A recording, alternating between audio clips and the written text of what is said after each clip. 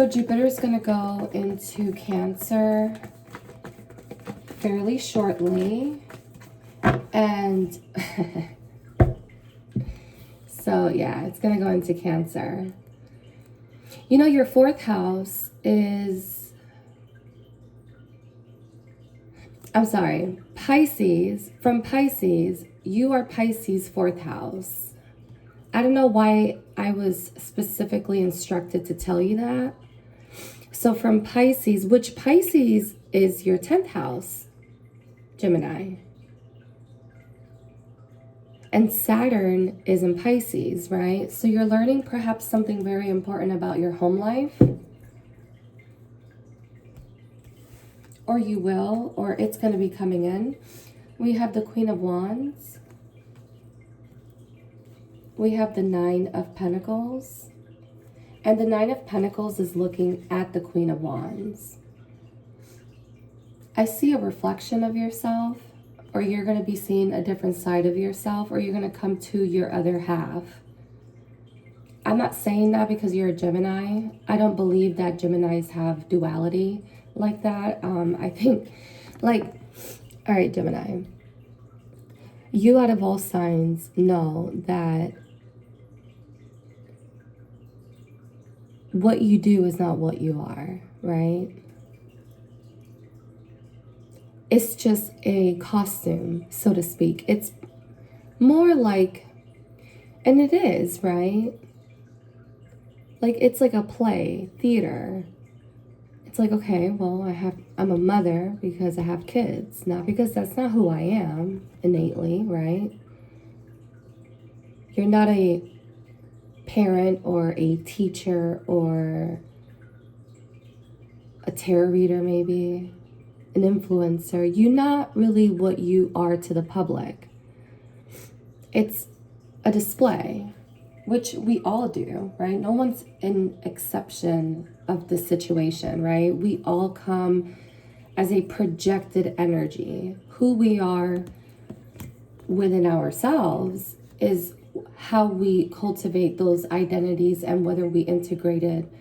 And I'm going to be honest with you, even believe that it's true. I always say, like, I'm not what I do. That's why I hate asking people what they do for a living when I first meet them. Because that's not who they are. That's what they need to do. Now, if you're into looking at status and looking at what somebody else is cultivating behind closed doors that relates to material gains, then yeah, you're going to ask those questions. But if you really want to get to know a person, you're not going to ask them what they do. You're going to ask them who they are.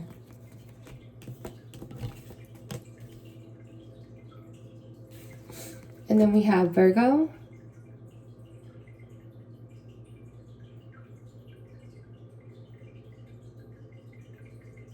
Which is your fourth house.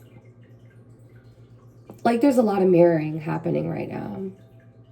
My daughter once told me that she doesn't understand why children can't vote because, you know, they wake up early, they maintain their academics, they respect their parents, then they go to college. They should have a say as to who's going to be our president.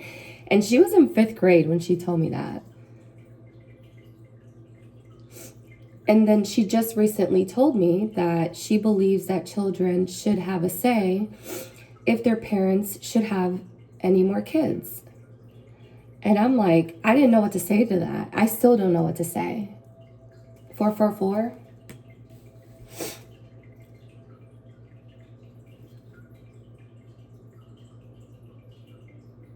I'm going to give you an example, Gemini, and I'm going to leave it here. I have always wanted to move to Europe. It's been like my dream for a long time. And I'm finally seeing, I'm finally seeing the possibility. I'm using tarot cards, so maybe you can put this into your own context. I'm finally seeing that that could be a possibility. But I do know that I would have to make decisions that will put me in a space of not isolation, but in a space of preservation, right? Like, it wouldn't be who of me to be having a child with someone if I want to leave the country, right? Because if I have a kid with someone here, right, then that would mean that when that child is born, I won't be able to leave because of the laws that are implied by it. 555. So, and the reason why I'm saying this is because I have 2 kids. And so they're almost about to graduate school. I mean, they have about 5 more years to go, but that's really around the corner. 5 years ago was 2021. That was not too long ago. It seems long ago, but it's not. And I'm over here like, yeah, I think I'm going to head out.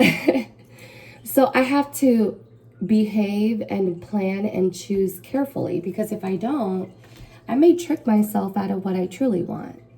And Gemini, this is the year where people are going to literally hand you exactly what you need to not only hold yourself back, but for your future plans that you're planning right now, because you've been planning to fall short or probably not happen at all. You know, we are responsible of how we create our future.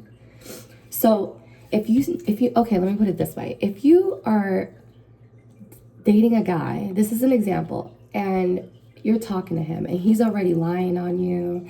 He's already, he has all these options. I don't know how people have so many options, but that's my opinion. But anyways, he has all these options and da-da-da.